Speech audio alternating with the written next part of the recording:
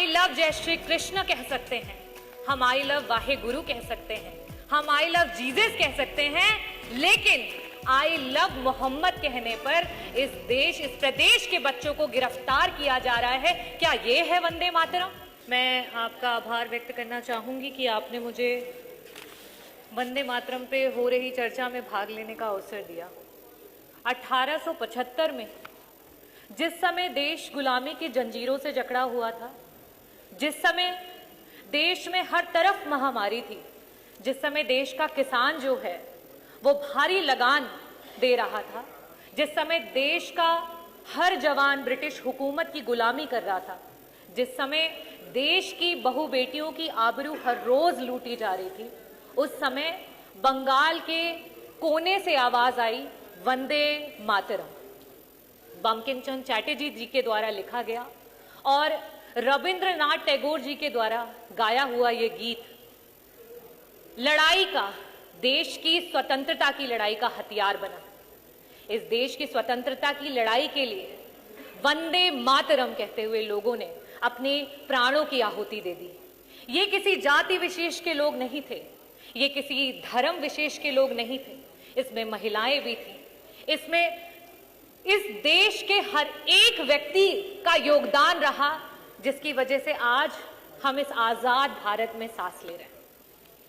अध्यक्ष जी, आज राष्ट्रगान के, राष्ट्र गीत के 150 वर्ष पूरे होने पर हम इस चर्चा को करा रहे हैं, लेकिन क्या सरकार वंदे मातरम इन शब्दों को क्या समझती है, इनकी मान और मर्यादा को समझती है?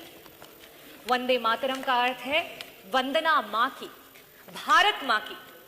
किसी भी मां की वंदना उसके बच्चों को दुख पहुंचा करके, उसके बच्चों के साथ अत्याचार करके कभी भी नहीं की जा सकती। अधिष्ठाता महोदय, यह सरकार की कैसी मात्र वंदना है जहां हर रोज मां के बच्चों के साथ अत्याचार हो रहा है, उनको तिरस्कृत किया जा रहा है। इस सरकार में हम आई लव जय श्री कृष्ण कह सकते हैं, हम आई लव वाहे गुरु कह सकते हैं, हम आई लव जीसस कह सकते हैं, लेकिन आई लव मोहम्मद कहने पर इस प्रदेश के बच्चों को गिरफ्तार किया जा रहा है। क्या ये है वंदे मातरम? मैं कहना चाहूंगी अधिष्ठाता महोदय, आज जब प्रदेश का युवा नौकरी मांग रहा है तो उस पे डंडे बरसाए जा रहे हैं। क्या ये है वंदे मातरम? आज हर जिले के कोने कोने में कहीं ना कहीं हर रोज अखबारों में हम सुन रहे हैं कि किसी महिला को सताया जा रहा है या तो जा रहा है। क्या ये है वंदे मातरम? आज इस सरकार में जो दलित हैं उनकी मौतों का आंकड़ा छुपाया जा रहा है। गोंडा में संजय सोनकर को पुलिस के द्वारा मार मार कर, पीट पीट कर उसकी हत्या कर दी गई। क्या ये है सरकार का वंदे मातरम? जब बाहुबलियों की बात आती है तो उनको संरक्षण, और जब एक पीडीए की बात आती है तो उसका भक्षण। क्या ये है वंदे मातरम? जब हम बात करते हैं एक आम आदमी की तो वो महंगाई की मार में चलता चला जा रहा है। क्या ये है वंदे मातरम?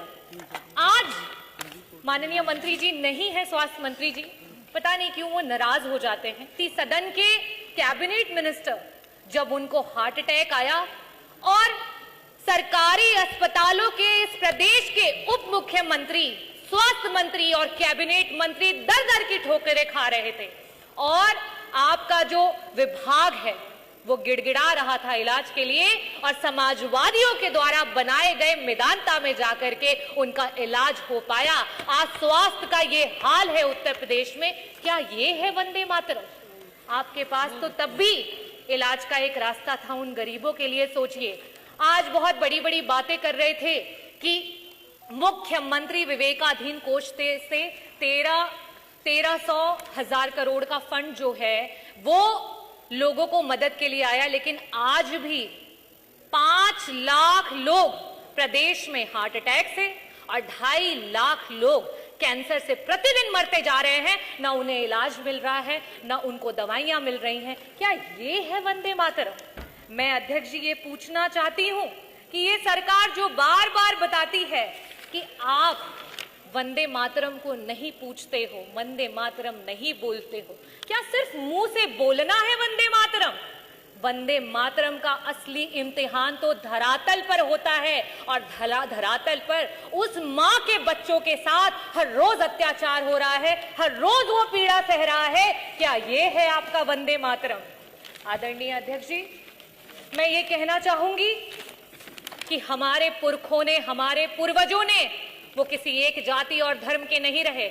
उन्होंने हंसते हंसते कफन को चूम लिया, फंदे को चूम लिया, तब हमें आजादी मिली है।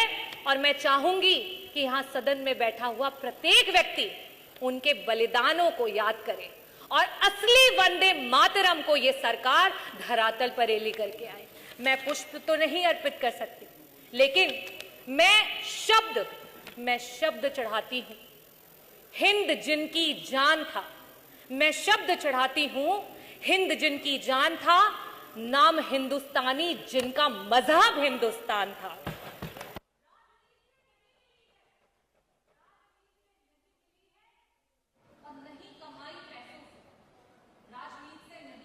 नहीं कमाई पैसों से, सौदा लहू के मोल हुआ था भगत सिंह के जैसों से। माओं ने गोली खाई थी। आप बात कर रहे हैं मां की, जिस आजाद भारत में हम हैं, माओं ने गोली खाई थी, बेटे फंदों पर लटके थे। आजादी की डोली जो आज हम आजादी की डोली कुर्बानी के कंधों पर, बदन पर बंधी थी जंजीरें, दिल मगर आजाद था। रक्त के अंतिम कतरे में भी भारत जिंदाबाद था। भारत जिंदाबाद है और भारत जिंदाबाद रहेगा, क्योंकि रविन्द्रनाथ टैगोर जी ने इस गीत को गाया, और उन्हीं के द्वारा गाया हुआ एक और गीत है, एकला चलो रे। आज प्रदेश की सरकार की जो नीतियां हैं, इस पीड़ित समाज को जिस तरीके से तिरस्कृत किया जा रहा है, आज पूरे प्रदेश की जनता इस बात से जो है हामी भरती हुई, इस बात को पूरा करने जा रही है कि एकला चलो रे।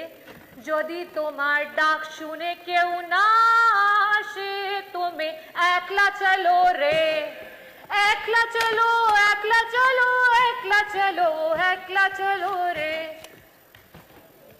এই ভারত আমাদের জান, আমাদের স্বাভিমান, और এই ভারতের জন্য আমরা আমার জানটা দিতে পারছি। बहुत बहुत धन्यवाद। भारत माता की जय। वंदे मातरम, वंदे मातरम, इनकलाब। बहुत बहुत धन्यवाद। विजय कुमार गौड़। माननीय अध्यक्ष जी,